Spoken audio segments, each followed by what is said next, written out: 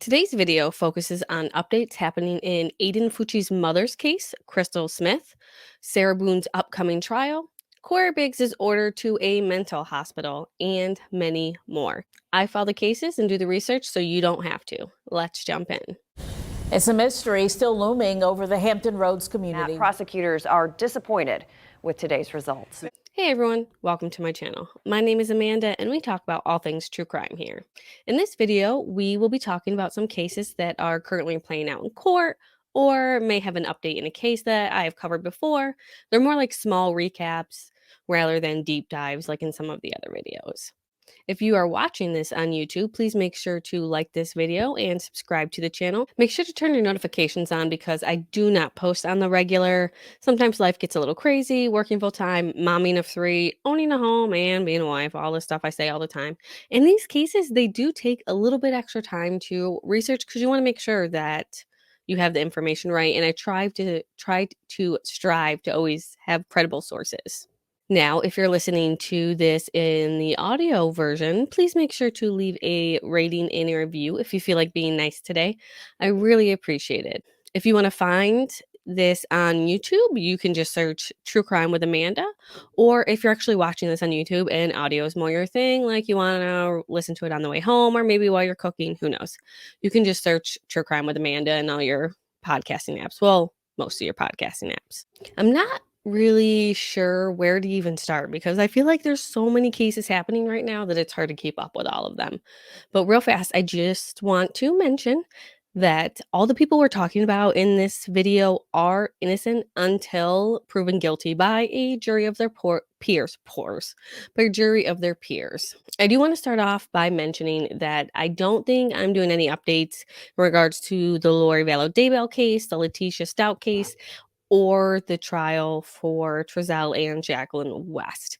Once those are over, I'll probably do like an update at the end of a true crime. I'm sure everybody will know if they're found guilty or innocent during their trial, or guilty or not guilty, because that doesn't mean they're innocent. But just like in the Murdaugh trial, as I was following along day to day, it became kind of overwhelming the things I wanted to report on because I couldn't keep up with what was happening, trying to update a script and then watching the trial. Just so much happening every day when it's going on that I'm just not able to do that. However, if you need some suggestions of creators that are following them on a regular basis, just go ahead and let me know in the comments and I'll go ahead and shout them out. In our updates today, we are going to talk about Aiden Fucci's mother, Crystal Smith. So this case is out of St. John's, Florida. I know I'm kind of bad about commenting on the locations of these updates. I do try to do the quick recap, but sometimes the location of them gets a little left out. But again, this is in St. John's, Florida, and as most of you know or have been following the Aiden Fucci case, he pled guilty to first-degree murder of Tristan Bailey and was sentenced to life in prison, which I wholeheartedly agree with. Now, Aiden was just 14 years old at the time that he was arrested and the murder occurred, and his mother is accused of tampering with evidence. There was video footage of surveillance cameras inside the Fucci Smith home, which I assume police gathered after a search warrant of the family's home, and she was seen on this footage attempting to wash jeans that Aiden was wearing when he murdered Tristan. Crystal can even be seen on this footage speaking and showing these jeans to a friend, which we would find out Crystal was asking this friend if there was anything noticeable on these jeans, like blood. So Crystal was arrested on June 4th, 2021, and she was charged, like I said, with tampering with evidence, where she pled not guilty to the third-degree felony. Her attorney was in court a few weeks ago, where the judge asked if either lawyer had any reason that they wanted to bring up a rule or a hearing that they needed to have before they proceeded to trial, and at this point, neither indicated that there was anything. There was supposed to be another hearing on April 17th, I think it was, which was right before the trial was supposed to start to ensure that there was nothing that was going to hold up the trial. Either way, it was postponed because Crystal's defense attorney requested more time, and now it looks like they'll be trying to have the trial around May 15th. I will go ahead and keep you updated on this because if she's found guilty, she is facing a maximum sentence of 5 years in prison. Once the jury is selected, both the prosecution and the defense expect the trial to last just 2 days. Either way, I'm hoping that this case is over soon so that Aiden and his family are no longer in the news, and those who love and care for Tristan can put this behind them and attempt to move forward with the lives as best as they can. Because from my understanding, the Bailey Seven, what they call themselves, has been attending every hearing for anything associated with Tristan Bailey. That includes all of Crystal Smith's hearings as well. So I'm sure they just want to move forward from this. All right, real fast, I really want to bring up the Athena Brownfield case, who was their little girl missing out of Surreal, Oklahoma. She was actually reported missing after her 5-year-old sister was found by a postal carrier who was delivering mail. The little sister was just wandering around without any adults around her. So the postal carrier called 911 and reported that the little girl was alone. And when the police arrived, the little girl would tell the police that her sister, her 5-year-old sister, or I'm sorry, her 4-year-old sister Athena was missing and nowhere to be found. It would come to light that Athena and her sister were actually in the care of two people, Alysia and Ivon Adam, who will be referred to as caregivers in every article, so that's what we will be considering them. I believe that their parents left them in the care of cousins because they were not able to take care of the two little girls. Well, Alysia would be arrested for child neglect of Athena and her sister, and while Alysia was in custody, she would tell the police that her husband, Ivon, was hurting Athena and taking her life. I don't want to go into too many details because this shit is so sad, because she was not cared for like she should have been. And I feel like we see too many of these cases where the children are left in the care of someone who end up hurting them. And this just makes me want to take in all the children. But unfortunately, I can't. I don't have room for all that. And I doubt my husband would be happy if I took in any, if we had any more children. Anyway, so Alysia was supposed to have a court hearing on Thursday, March 27th, but this was delayed to what appears to be sometime in May. Now, this is a weird coincidence because I guess Ivon was supposed to be in court Thursday, April 27th, but this also is postponed. His next hearing is on May 25th at 1:30 p.m. And he is currently being held in the county jail with no bond for charges of murder and child neglect. I don't want to see this case get forgotten about since there's no real updates right now. I just wanted to basically say her name and remind people that we are still following this case as it goes through the court system when we wait for justice to take place. But I will update you with anything that comes out. However, remember, I did report in a prior video that there is a gag order still in effect for this case. So I'm sure there's not too much that will come out if it's not during a preliminary hearing or the actual trial. I know. Which one are we? Oh, the Brian Welsh one. That's the one that has been more information has been coming out little by little in hearings. We'll cover that in a little bit. But so if anything like that happens, I will go ahead and update you for that. Now we're going to shift to Cory Bigsby, who is the father of missing 4-year-old Cody Bigsby from Hampton, Virginia. I did an entire video about Cody's disappearance, and I'll add it right here if you want to check it out. Cory, the father, I know the names are rough because they are so close. Sometimes I accidentally mix them up. Hopefully, I haven't in this video yet. But Cory would report Cody missing on January 31st, 2022. And he reported to the police that he last saw his son at about 2 a.m. And he would report him missing about 9 hours later when Cory woke up and basically said the boy was missing. After police interviewed or interrogated Cory, he would admit to leaving his 4 children home alone. He had 4 boys, a 5-year-old, Cody, who was 4 at the time, and then 2-year-old twin boys. So he would admit to leaving them home alone on 2 different occasions, stating that it was just too much to leave the house with them. So Cory was arrested on charges of neglecting his children because if you didn't know, you can't leave your kids home alone. Sometimes it amazes me the things that you actually have to tell people. Police have said Cory is the only suspect in the disappearance of his son and that the story that he provided police doesn't match the evidence that they found. But he still has not had any charges filed against him for the death of his son, only the charges of neglect that happened before Cody went missing. Well, a little while back, if you remember, the judge ordered a second competency exam, and it looks like the results of those are in, and Cory has been ordered to undergo competency restoration services at a state mental health hospital. According to a psychologist who evaluated Cory, said that he fails to understand the gravity of his actions, which means he's not able to assist in his own defense, which is one of the stipulations to being fit for trial. In addition to not understanding his actions, he allegedly does not recognize the names of the children listed in the indictment against him. So basically, he doesn't recognize the children's names of his own children's names. His own family is being very supportive of him and says that the time in jail has taken a toll on his mental health.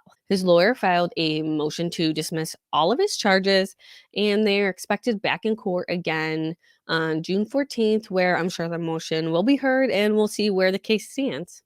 Now, those of you who have been following me for a while, if you remember Brodey Murburger, who was convicted of murdering Megan Nichols. He was back in court recently because a motion was filed on his behalf to reconsider his 50-year sentence that he received for the murder of Megan Nichols. He originally filed a motion prior to his sentencing hearing requesting a new trial, but this was denied.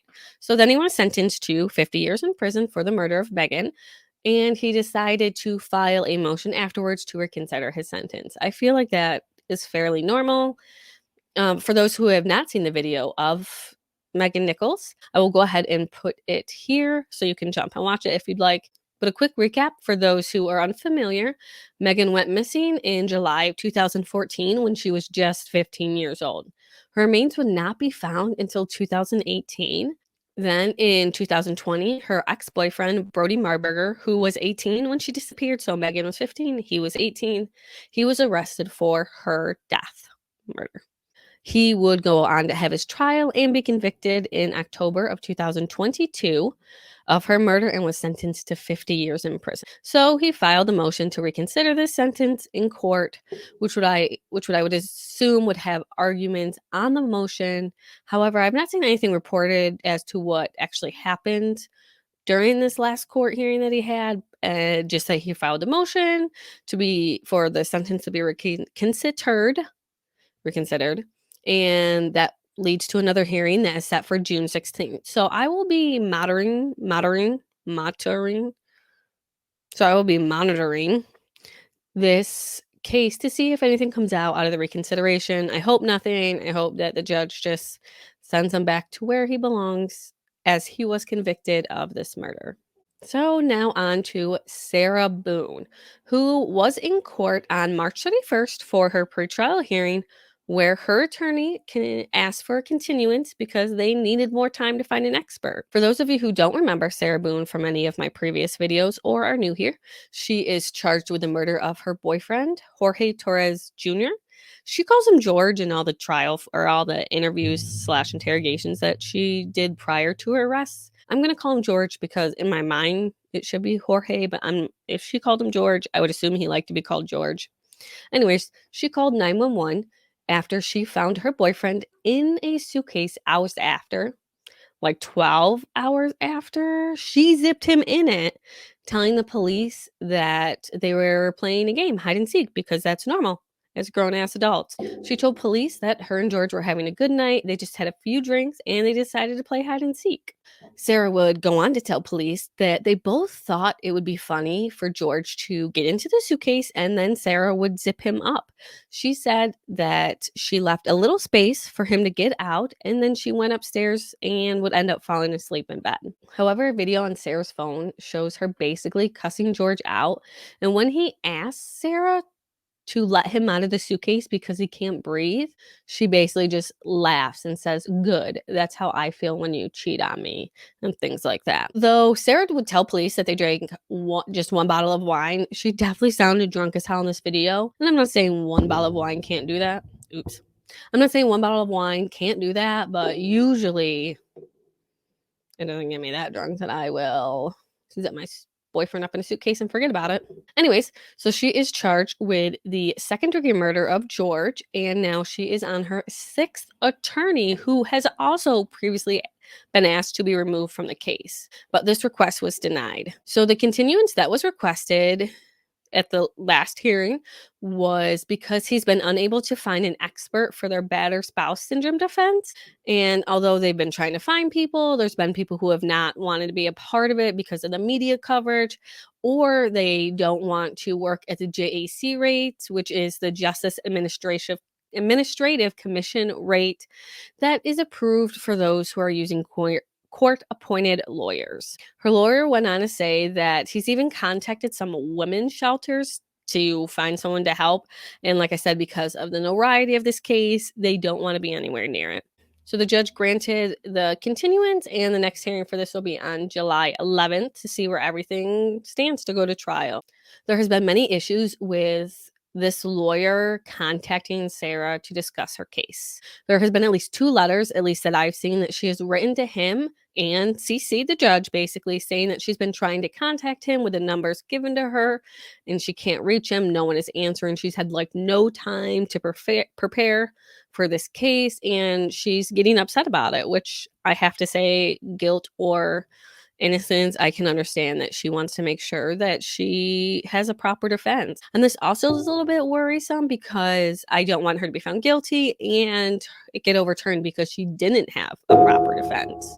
All right, so Brian Walshe, the DA for Norfolk County, said previously, I want to say in February, that a grand jury was being convened to indict basically Brian on the murder of his wife, which they did indeed indict him on the murder for misleading a police investigation, obstruction of justice, and for the improper conveyance of a human body. He was already charged with these crimes prior, but due to the fact that there was no body, they went to the grand jury to ensure that they had enough to go to trial. From my understanding, when a grand jury indicts someone, there will be no need for a preliminary hearing for a judge to rule if there's enough evidence to go to trial, because they've already done that. They convened a grand jury, and a grand jury decided that there was enough evidence to proceed to trial. And remember the saying, grand jury can indict a ham sandwich. I don't know if that's true, especially in this case, because a lot of evidence seems like it's there for him, including a ton of Google searches that he tried to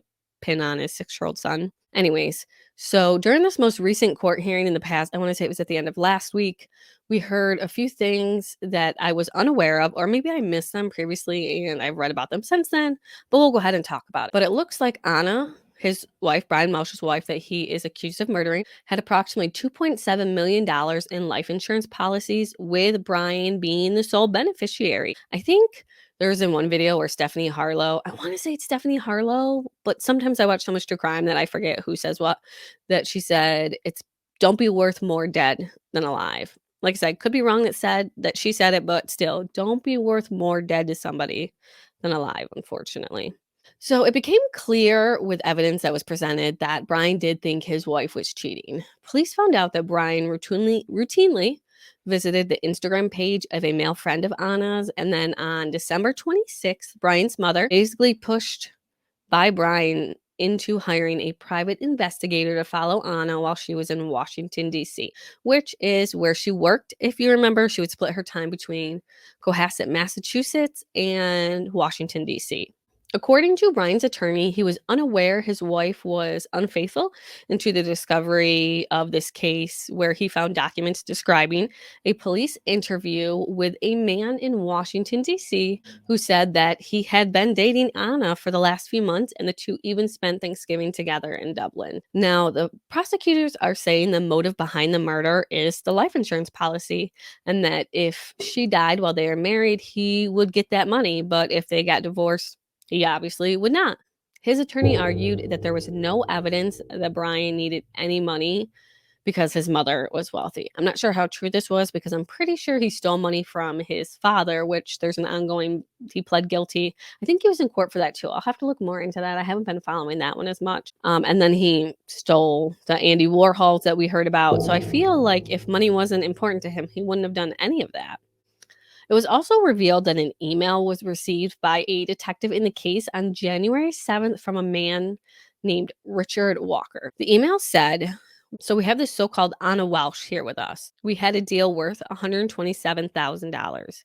She messed up, and we have her here with us, and if she doesn't pay the money, then she'll never be back. And we know that the police and the FBI are involved. Good luck finding us. Now, Police thought this was weird because there was no way to respond to this email and there was no instructions on what to do. All it said basically is this is what's happening. They didn't ask for money, which you think someone would do. I don't know. It seemed weird. Another important detail I found out on Thursday was that police were paying attention to Brian shortly after Anna's disappearance, saying when they went to the home on January 4th to conduct the initial welfare check, after her employer reported her missing, not her husband. Her husband said she left early for work to go down to Washington, D.C. But once Anna did not show up to Washington, D.C. to her job on January 4th, her employer reached out and ended up filing a missing persons report. So police would go to her house and police saw a plastic lining in the back of Brian's trunk. And they also said that they found blood throughout the SUV as well. The next time, as of right now, it appears Brian will be in court is August 23rd for a status hearing and then pretrial on November 2nd. So I believe we won't hear much from this for a little while, but we'll see. Oh, and then the murder of XXXTentacion. The 3 murderers were sentenced. If you remember, I brought up this case in my last video where 3 of the 4 men involved with his murder were found guilty. So let me explain real fast. A rapper known as XXXTentacion was fatally shot on June 18th, 2018 in, I think it's Deerfield, Florida? Out of Florida, where 4 men were found guilty, or 3 men were found guilty of his murder. Michael Boatwright, Dedrick Williams, Trayvon Newsome, and then Robert Allen pled guilty to second-degree murder and to testify against the other 3 during their trials. Now, Michael Boatwright, Dedrick Williams, and Trayvon Newsome would all be sentenced to life in prison because the prosecution did not seek the death penalty in this case, which I'm not really sure why, because it was pretty freaking brutal, like just to shoot someone point blank range for money that they didn't even know how much money was in there. They just saw him and was like, let me grab this. And they shot him. They didn't even But I'm not sure why they didn't ask for the death penalty when it seems like it's pretty popular in Florida. From my understanding, I follow a defense attorney out of Florida, and they're doing a lot with the death penalty. I believe they switched, or they're trying to switch. I'm not entirely sure. I don't follow too much because I'm in New York. They switched what you need to convict someone for the death penalty, or they're trying to. Either way, the 3 men were sentenced to life in prison. And now the 4th man, Robin, he was supposed to be sentenced the week of April 12th, but I didn't see anything updating what his sentence was, or if there was one yet, or if it was delayed or anything else. I'm not entirely sure, but once he is sentenced, I will go ahead and update you. He could be facing anywhere between time served and life in prison. A lot of this will be based on what the prosecution suggests given his cooperation in the case. So that wraps up all the updates I have in this video. Please make sure to subscribe to my channel and like this video. Like I said before, in previous videos, that to do these more live where we talk about the cases one-on-one and you and I can have conversations in the chat, all that good stuff. But I kind of need to get my subscriber count up there, so make sure you subscribe. And until the next video, stay safe out there. The world can be an ugly place.